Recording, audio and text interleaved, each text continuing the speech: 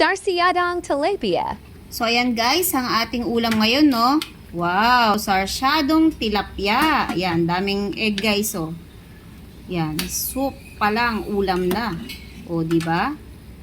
Isang malaking tilapia lang yan guys, ang niluto natin.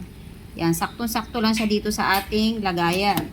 Yan, at inilagay natin dyan ay 3 egg. Kaya naman, yung sabaw pa lang yan ay ulam na. Wow, diba? Sarap nito guys.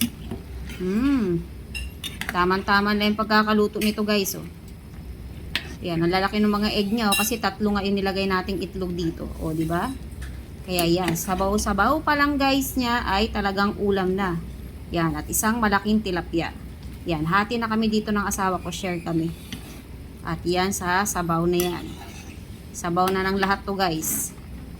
O, diba? Malinam naman sabaw niyan. Kasi maraming itlog at syempre healthy guys. May kamatis, may sibuyas, yan. Ginisa lang natin ang kaon bahagya yan guys, ng kaunti, no? At ayan na, meron na tayong sabaw. O, diba? Yan lamang guys. Thank you for watching and bye-bye!